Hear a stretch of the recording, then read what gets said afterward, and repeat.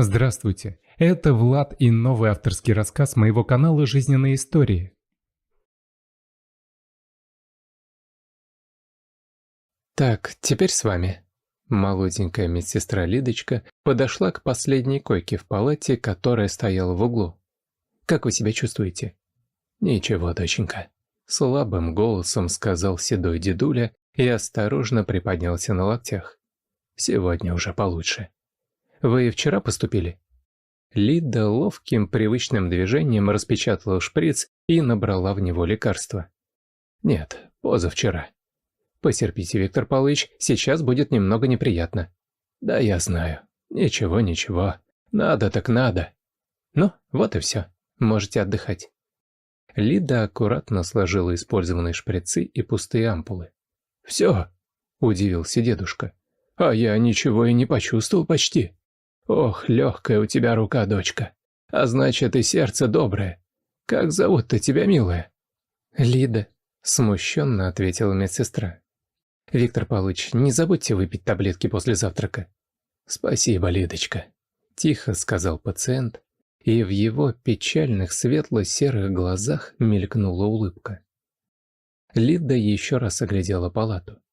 На тумбочках других пациентов лежали журналы, сканворды, фрукты, гостинцы из дома, а тумбочка рядом с кроватью Виктора Павловича пустовала. На ней одиноко стояла лишь щербатая кружка с алюминиевой ложкой. «Лид, ты чего тут сидишь? Пойдем чайку попьем. Надо еще истории заполнять». Кучерявая сестричка Верка заглянула на пост, где за столом задумчиво сидела Лидочка. «Да, сейчас пойдем. Вер, а дедушка из 8-й палаты, Колесников, в твою смену заступил?» «Да, позавчера. Ира на больничном все прохлаждается, а мне через сутки пахать. А что?» «Да такой старичок хороший. Жалко его. К нему вообще, видимо, никто не приходит. Тумбочка пустая». «Ох, сердобольная ты, Ледуш. Ну, одинокий, наверное. Все бывает. Да и что там старикам-то надо? Они и больничной кашей обойдутся. Ему жить 2 понедельника осталось. Давай кружки, чайник закипел». Лида посмотрела на Веру и ничего не ответила. После того, как девушки попили чай, она взяла свою сумку, достала оттуда кулечек с конфетами и яблоко, которое брала с собой из дома, и незаметно положила в карман халата. «Лидочка, а я вас ждал». Виктор Павлович полусидел на койке, а рядом с ним на одеяле лежала потрепанная книжка. «От ваших рук и укол в радость получить». Лида улыбнулась. «Как вы себя чувствуете?» «Ничего, ничего, потихоньку». «Ну, тогда давайте укольчик сделаем. И таблетки нужно выпить обязательно. У вас запить нечем. Давайте я принесу воды». Лида с улыбкой смотрела на Виктора Павловича, а он в ответ несмело улыбнулся. «Если не трудно, Лидочка». «Конечно. А это вам. Чайку попьете». И Лида выложила на тумбочку карамельки и яблоко. «Лида, ну что вы, зачем? Я тут наедаюсь, мне хватает». Дедушка смотрел на нее смущенно и даже как-то испуганно. «Виктор Павлович, ну не отказывайтесь. Вкусненького все равно ведь хочется иногда». «Ну, спасибо тебе, доча. Если бы все медсестры были такие, как ты, я бы 100 лет прожил». «Ну-ка, и кто это тут умирать собрался? Сейчас таблетки примите, и все будет хорошо». Ночь прошла на удивление спокойно. Тяжелых пациентов не привозили, и даже те, кто уже лежит, особо не беспокоили. Всего пару раз Лиду позвали сделать укол. Она даже смогла вздремнуть немного, и утром довольно бодро сдавала смену и собиралась домой. Выходные, как всегда, пронеслись в делах и заботах. Уборка, готовка, еще Лида навестила родителей, а после зашла в магазин. Там она прикупила немного яблок, бананов, чай, сахар и печенье и пошла в больницу, чтобы отнести передачу Виктору Павловичу. Не давал ей этот одинокий дедушка никакого покоя, и ей хотелось хоть как-то его подбодрить. Что-то было у него во взгляде, какая-то боль или тоска. Такая бывает у брошенных животных. «Ой, Ледуш, привет! «Ты чего это здесь? По работе соскучилась? Так заступай вместо меня. Я уже замучилась через сутки работать». Сменщица Вера, зевая, расфасовывала таблетки по ячейкам, чтобы отнести пациентам. «Да вот, Колесникову передачку принесла. Пусть хоть чаю попьет по-человечески». «Тебе чего? Делать нечего? Или деньги некуда тратить? Сама от зарплаты до зарплаты еле тянешь, квартиру снимаешь, лишнюю тряпку не можешь купить. Ну, дался тебе этот Колесников». «Вер, у меня родители есть, друзья. Я молодая и здоровая, а он совсем один. Или не нужен никому просто. Но от меня-то точно не убудет». «Добрая ты душа, Лидия Вячеславовна», — покачала головой Вера и унеслась в процедурную. «Здравствуйте, Виктор Павлович». Лида тихонько вошла в палату и села на стул рядом с кроватью. Дедуля, который лежал, повернув голову к стене, открыл глаза и радостно воскликнул. «Лида, здравствуй! А ты разве работаешь сегодня?» «Нет, я на 5 минуточек всего заскочила. Вас проведать хотела. Вот, принесла вам вкусненького немножко». Виктор Павлович молча смотрел на Лиду. В его добрых глазах заблестели слезы. «Лидочка, ты очень похожа на мою дочку. Такая же добрая, и улыбка у тебя красивая». Дедушка замолчал. Слеза, которую он пытался сдержать, все же скатилась по морщинистой щеке. Виктор Павлович быстро смахнул ее рукой и попытался улыбнуться. «Ну что вы, не переживайте так, это вам совсем ни к чему». Лида и сама еле сдерживала слезы. «У меня послезавтра смена, так что скоро еще увидимся. Не скучайте тут. Может быть, вам журналы какие-нибудь принести или книгу?»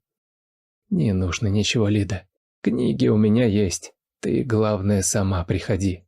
«Обязательно приду. Куда ж я денусь?» На следующий день Лида потихоньку доделала домашние дела и собиралась на суточную смену. Стирала, гладила форменные брюки и халат, готовила еду, чтобы положить в контейнер и взять с собой на обед. Не забыла она и о Викторе Павловиче. Испекла пирожки с капустой, чтобы угостить его домашней выпечкой.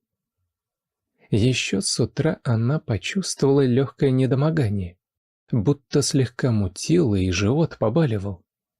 Лида полежала немного, вроде все стихло. Но когда она снова начала заниматься делами, опять накатило неприятное состояние. Лида решила, что нужно отдыхать и больше ничего не делать сегодня. Но боль уже не отступала. Наоборот, становилась все сильнее.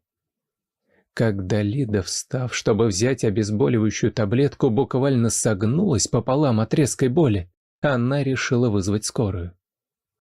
«Подозрение на острый аппендицит», — сказал молоденький фельдшер после осмотра. «Собраться сами сможете? Надо ехать в больничку». «Да», — грустно кивнула Лида. «Верочка, скажите, а где Лида?» — спросил Виктор Павлович после укола. «Что-то не видно ее сегодня». «Аппендицит у вашей Лиды», — устало буркнула Вера. «Рядышком прохлаждается, в соседнем корпусе. А мне мало того, что через сутки работать, да еще и одной всю смену». Вера зло побросала пустые ампулы в пластиковый контейнер и вышла из палаты. Виктор Павлович тяжело вздохнул и отвернулся к стене. «Ну как ты тут, болящая?» — спросила Вера, которая пришла навестить Лиду. «Да ничего, расхаживаюсь. 5-й день уж пошел после операции. Спасибо, что зашла. Скучно тут, ужасно». «Да вот, слава богу, Ирка с больничного вышла. Наконец-то. Теперь хоть работать как человек буду, через 3 суток. Без тебя тяжеловато, конечно». «Вер, а как там Колесников?» «Выписали вчера твоего Колесникова. Кстати, забыла сказать. Он перед выпиской пришел ко мне на пост, спросил твою фамилию, адрес и дату рождения. Сказал, что хочет подарок ко дню рождения сделать, в благодарность за заботу. Я сначала не хотела давать, а потом думаю, ну что он плохого может сделать? Дедуль-то вроде безобидный. Наверное, и правда отблагодарить тебя хочет. В общем, я ему сказала. Ничего, а?» «Да, конечно, ничего», — озадаченно проговорила Лида. «Неожиданно просто». На самом деле она была в шоке. Подарок? Почему? Зачем? Они же чужие люди, а у него есть дочь. Виктор Павлович сам об этом говорил. Но свои переживания Лида оставила при себе. «Ладно, Лид, пойду я. Мне еще Степку из садика забирать. Пораньше хотела, а то совсем забудет, как мамка-то выглядит с этой работой. Давай, пока». Лида сидела за столом на сестринском посту и смотрела в раскрытую историю болезни. Сегодня что-то совсем не работалось, хотя вроде выспалась, да и от работы немного отдохнула на больничном, если это можно назвать отдыхом. На пост прибежала запыхавшаяся Верка, которая бегала курить на улицу. «Лид, представляешь, там в реанимацию твоего Колесникова привезли с инсультом. Мне фельдшер со скорой сказал, что он, когда еще в сознании был, дома, просил передать, что составил завещание на Лидию Верещагину. Ты представь только. Интересно, чего он там тебе завещать-то мог?» Лида побледнела, потом быстро накинула куртку и побежала в отделение реанимации. «Мариночка, привет!» – остановила она медсестру, которая шла по коридору. «К вам дедушку привезли, Колесникова Виктора Павловича. Как он, не знаешь?» «Знаю. Скончался Колесников. Только довезли и даже сделать ничего не успели». «Ну ты только представь, Петровна. Лидке-то нашей пациент дом завещал. А вот подсуетилась девчонка, молодец. Вовремя прознала, что дед одинокий, да жить немного ему осталось. И давай передачки носить. Не прогадала. Смотри, как повезло-то». «Да, сейчас молодежь продуманная пошла. Это мы по полжизни на жилье копили, а тут все на блюдечке». Лиде были неприятны эти разговоры за спиной. Но больше всего было обидно, прямо до слез, что они так больше и не увиделись с Виктором Павловичем. Не успела она попрощаться. За несколько дней прикипела к дедуле всей душой. Когда бумаги были оформлены, и Лида получила ключ от дома, она пошла туда с тяжелым сердцем.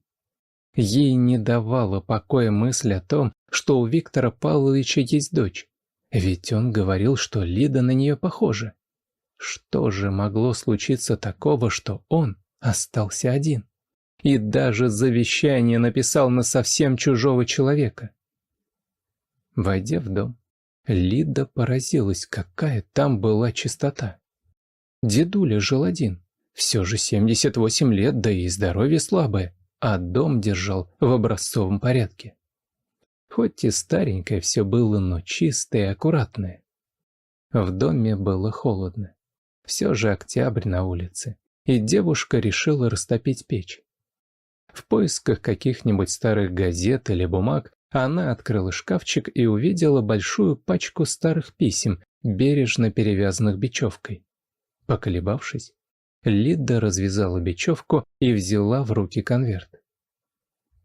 Уже 2 часа Лида сидела на самотканном коврике возле нетопленной печки, но совсем не чувствовала холода. По ее щекам текли слезы. На полу была целая гора открытых писем. Самым пронзительным было последнее письмо, которое она держала в руках. Дочь Виктора Павловича, Олеся, оказывается, давно уехала из их маленького городка в Москву. Работала, вышла замуж, постоянно писала отцу письма. Но что-то не срослось у нее с личной жизнью, не получилось. Олеся собиралась приехать к папе в гости, отдохнуть от большого города. Об этом она и писала в последнем письме. А дальше свидетельство о смерти и выписка из морга. Смерть наступила в результате травм, несовместимых с жизнью, полученных в результате дорожно-транспортного происшествия. Не доехала Олеся до любимого папочки. И вот уже 15 лет Виктор Павлович жил один. Лида наконец справилась с собой и смогла затопить печь. Затем аккуратно собрала все письма, бережно перевязала их бечевкой и положила на место. Над шкафчиком висел небольшой портрет с черной ленточкой в нижнем уголке. С него На Лиду смотрела симпатичная круглолицая женщина со смеющимся взглядом и ямочками на щеках. И правда, похоже немного. У Лиды в этом городе никого не было. Конечно, заработать на квартиру или на дом она, конечно, не смогла бы, работая медсестрой. И совсем не держала зла на тех кумушек. Со стороны все именно так и выглядело. А сейчас она прекрасно понимала, какой подарок ей сделал Виктор Павлович. Он будто знал, что для Лиды это будет своего рода ступенька. Ступенька в жизнь. В жизнь, которой теперь нет ни у дочери Виктора Павловича, ни у него самого. Теперь Лида просто обязана жить. Жить хорошо за всех сразу. Она сидела возле печки и смотрела сквозь щели около заслонки, как пляшут языки пламени. Лида успокоилась, и на душе у нее стало светло и тепло. Жаль, что Виктор Павлович ушел. Но Лида была рада, что смогла хоть как-то скрасить последние дни его одинокой жизни.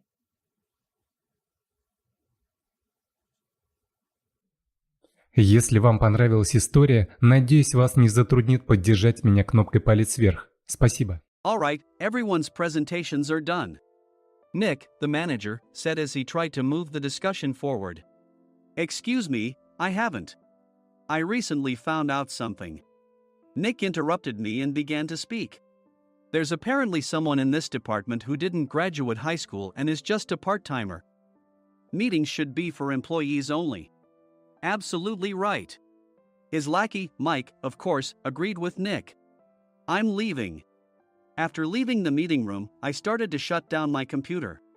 I noticed that an email had arrived, not in my personal inbox, but in the company's shared email.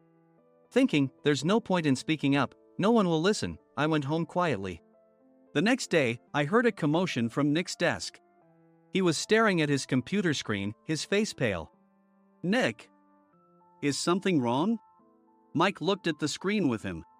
And he turned even paler than Nick. Why is he so angry? Knowing the reason for Mike's distress, I thought to myself, serves them right. My name is Adam. My mother passed away when I was in the 9th grade, and I was raised by my father. Well, you could hardly call it being raised. After my mother passed, my father changed. He drowned his sorrows in alcohol, and though he still went to work, he squandered our living expenses on horse racing.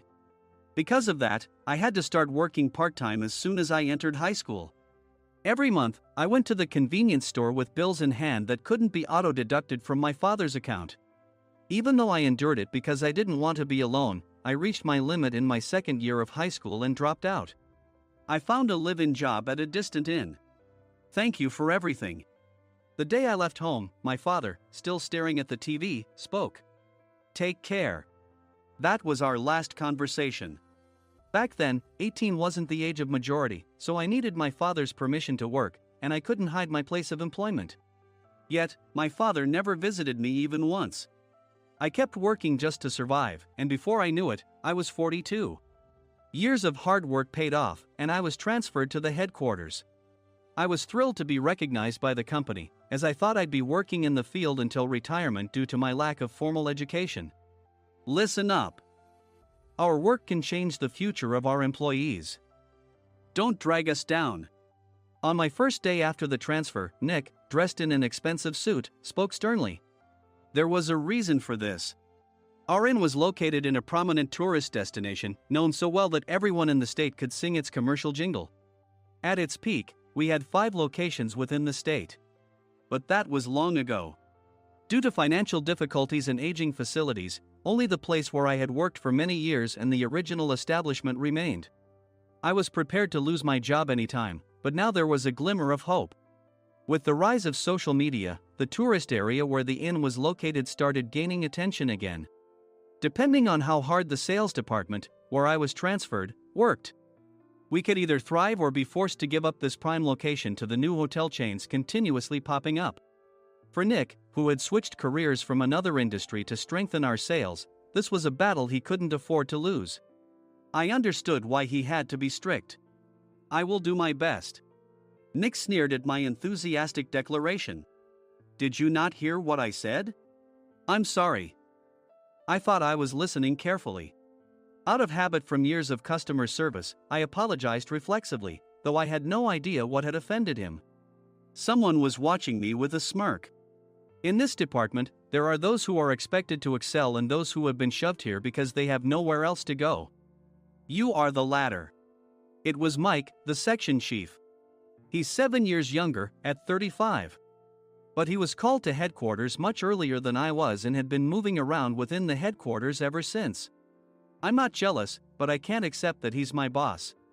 Graduating from a prestigious university, he has an unusually high pride and caused many problems as a newbie, making things very difficult for me when I was the front desk leader. When I found out Mike was transferred to the sales department a month before me, I was disheartened. Mike is right. With just a middle school diploma, there's not much you can do. Don't even think about achieving results. As if I didn't exist, Nick remarked, I'm thirsty. Mike eagerly ran to the coffee maker. It seems Mike is Nick's lackey. I regretted being happy about my transfer to headquarters, wishing I had stayed on site forever. Send a direct mail to every company on this list by the end of the day. Nick only assigned me tasks that even a new graduate could handle. What? There are over 1,000 companies. You want me to send to all of them by today? Yes, if you and your fellow misfits split the work, even those with nowhere else to go should finish by today. I glanced at the employees typing away expressionlessly. They were worn out from customer service, only thinking about leaving on time, or were women reassigned after having children, with zero motivation for work. Even Sam, a new graduate from the same university as Mike, who was supposed to be among the expected achievers, had no enthusiasm for the job, having joined the company wanting to do customer service. I don't care what they say, I plan to quit any time, he said. Only Nick and Mike were highly motivated, making all the decisions between the two of them. I originally only wanted to work at the inn to survive and had no particular attachment to this job. I swallowed my words, thinking I had no right to reprimand them. About a month after the transfer, Nick told us with a frustrated look. To commemorate the 50th anniversary, we've decided to create a plan exclusive for one group per day. Originally, Mike and I were supposed to come up with it, but our president, Mr. Thompson, insists on hearing everyone's opinions. So, you all get a chance. As Nick explained, Mike began handing out prints. Make sure not to embarrass Nick. If your ideas are half-baked, you'll have to redo them. It seemed that they had printed his handwritten notes by Mr. Thompson, which included several questions and a section for free responses. It made sense why Nick had to seek our input, given that all responses had to be submitted to Mr. Thompson. We were given a week to think about it, and a meeting was scheduled to compile our ideas. My plan is to let guests enjoy both the old and modern America. Nick began the presentations. Guests would watch a master confectioner at a nearby traditional sweet shop make sweets in front of them. The welcome drink would be premium tea in a bottle. Nick's plan was certainly attractive. After his presentation, Nick called on us to present in the order we were seated. Just as I stood up for my turn. All right, everyone's presentations are done. Excuse me, I haven't. I recently found out something. Nick interrupted me. There's someone in this department who didn't graduate high school and is just a part-timer. He was likely talking about me. I joined the company as a part-timer and was made a full-time employee when I turned 20. That was 20 years ago, so Nick and Mike probably had no chance to know until recently. Meetings should be for employees only. Absolutely right. After that, Nick kept creating opportunities to solicit everyone's opinions, purposefully excluding me from speaking. The meeting unexpectedly heated up and went past the scheduled end time. A few people asked to leave, and the discussion continued with the remaining few. Still here? Normally, you'd leave in that situation. Though I had no attachment to the job initially, hearing kind words from customers made me want to make them happier. For someone like me, with nowhere to go, the inn was my home and customer service was my life. I felt pathetic about my current self. I'm leaving. I left the conference room and started shutting down my computer. I noticed an email had arrived, not in my personal inbox, but in the company's shared email. Thinking no one would listen to what I had to say anyway, I quietly went home. The next day, while preparing the DM as instructed, I heard a commotion from Nick's desk. In his haste to stand up, he hit his knee on the desk. He stared at his computer screen, his face pale. "Nick? What's wrong?" Mike, thinking he should be the first to rush over, approached Nick while still wearing his coat. He peered at the screen with Nick. And he turned even paler than Nick. Why is he so angry? Who is responsible for this company? Nick, more irritated than ever, asked, and Mike answered without checking. Probably Sam. Sam wasn't there because he was attending a morning training session for new hires. Nick gave up on getting angry and returned his gaze to the screen. They were looking at an email that arrived right after the end of the working day yesterday. Apparently, no one, including me, had checked it before leaving. The email was from a large company that used us for their annual employee trips. The president and executives of that company also frequently used our services personally. President of the company, Mr. Mason himself, had declared that neither he nor his company would ever use our services again. Well, some companies cancel their employee trips or stop using our services due to financial struggles. Let's just move on. Mike kept wiping the sweat from his forehead with a handkerchief. Knowing why Mike was so agitated, I quietly watched their interaction. Do you know how much revenue we get from that company? We can find other guests to fill the rooms, but we'll lose the banquet costs, gift shop revenue, rental car fees, and more. Moreover, the gifts were supposed to be prepared by the traditional confectionery shop involved in Nick's proposed plan. If it's known that we incurred such a huge loss at this critical time, Nick's position in the company would be jeopardized. Nick took a deep breath, seemingly trying to calm himself. All right, Mike. Go to New York right now and apologize to Mr. Mason. What? You're coming with me, right? I have urgent work to do. I trust you, which is why I'm entrusting this to you. Please. Mike, believing Nick's sincerity, agreed with a determined look on his face, saying, yes. That's Nick for you. Even if Mike went to apologize, Nick would shift all the blame onto him if the client didn't change their mind. Well, it was Mike's fault to begin with, so it served him right. About 3 hours later, Sam answered a call from somewhere and repeatedly apologized, saying, I'm very sorry. Everyone watched to see what was happening. After ending the call, he informed Nick with a weary tone.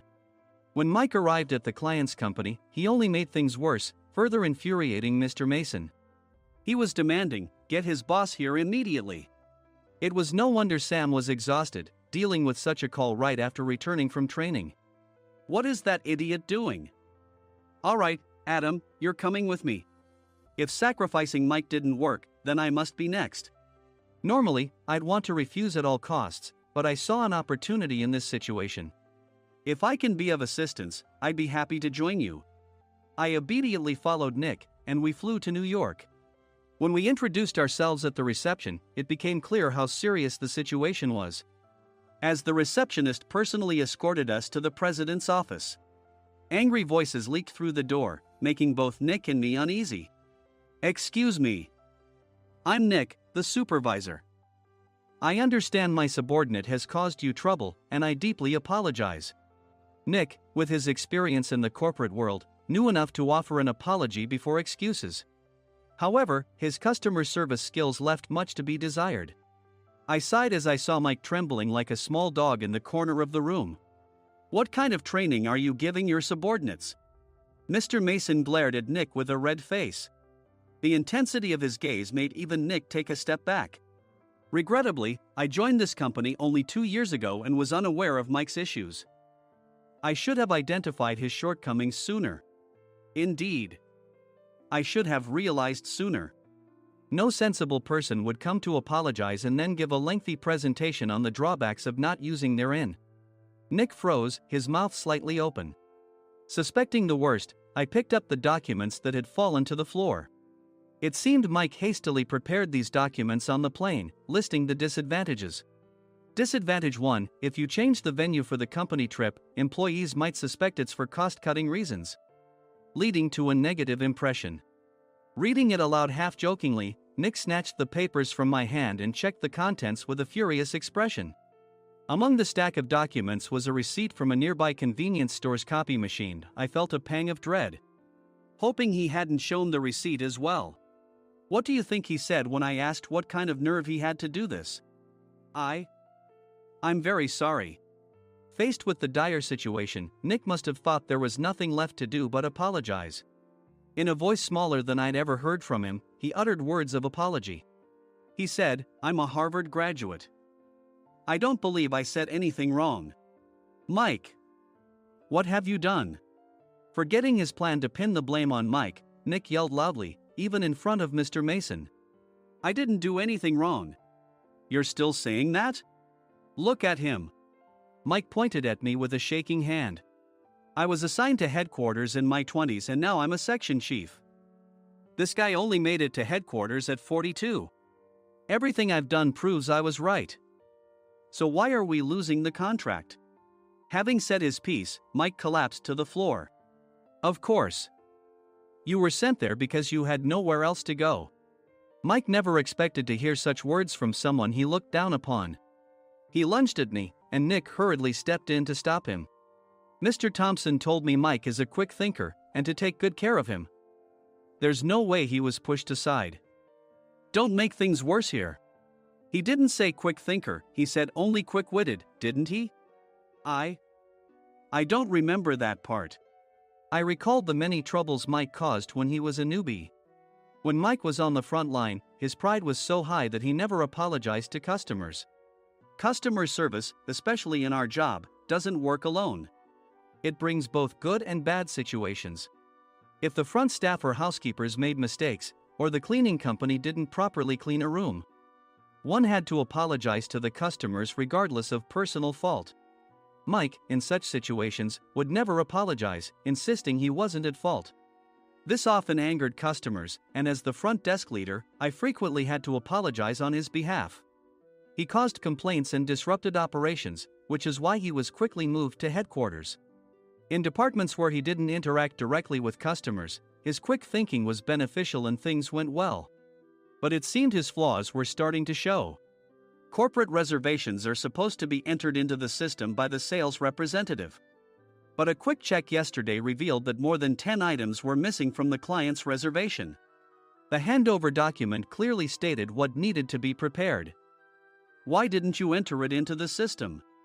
Why do we have to give them special treatment? Filling rooms near the banquet hall, setting up all the food in advance. Specifying the brand of wine, they're too demanding.